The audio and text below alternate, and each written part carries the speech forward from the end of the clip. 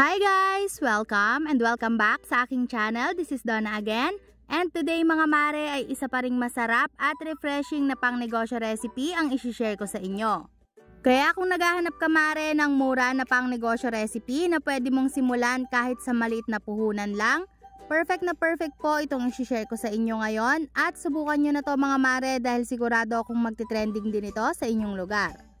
Kaya wag na nating patagalin mga mare, tara na at umpisahan na natin ang paggawa sa ating napakasarap at napaka-creamy na ube sagot gulaman halo-halo.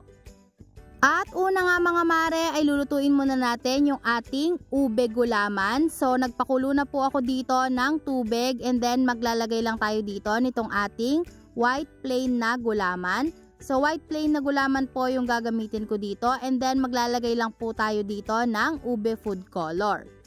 So mga mare, pwede po kayong gumamit dito ng kahit na anong ube flavoring na gusto ninyo. Sa akin ito na po yung gagamitin ko, yung food color na ube flavor. Maglalagay lang po ako dito ng 2 to 3 drops nitong ating ube food color. And pwede po kayong mag-add depende kung gaano kakulay ang gusto nyo sa inyong gulaman. Tapos mga mare, i-mix lang natin yung mabuti at hintayin po natin hanggang sa mag-simmer o hanggang sa kumulo itong ating gulaman. And after ilang minutes nga mga mare, ayan nga at kumukulo na. So pwede na nating i-turn off yung ating apoy. And then i-transfer lang po natin yan sa isang molder. Tapos ay tatanggalin lang po natin yung mga bubbles na nasa ibabaw. And then hintayin po natin na mag-set o tumigas, tapos ay saka po natin ito i-slice sa maliliit na piraso or into cubes. At after ilang minutes nga mga mare, ayan nga at tumigas na and in-slice ko na rin po ito sa maliliit na piraso. So ganito lang po yung gagawin ninyo, i-slice nyo lang yan into cubes katulad po nito. Eto na po lahat yung mga kakailanganin nating mga ingredients, bukod syempre sa ating yelo and sa ating asukal. So, eto po yung ating gelatin or yung ating gulaman.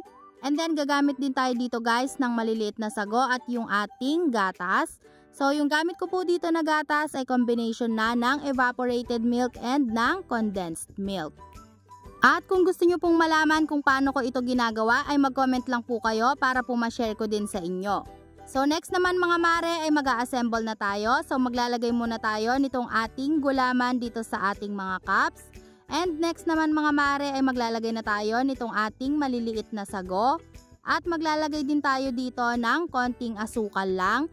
Konti lang po yung nilalagay kong asukal dahil nga po matamis na rin yung gamit ko dito na milk mixture. Dahil nga po combination na yon ng evaporated milk and ng condensed milk.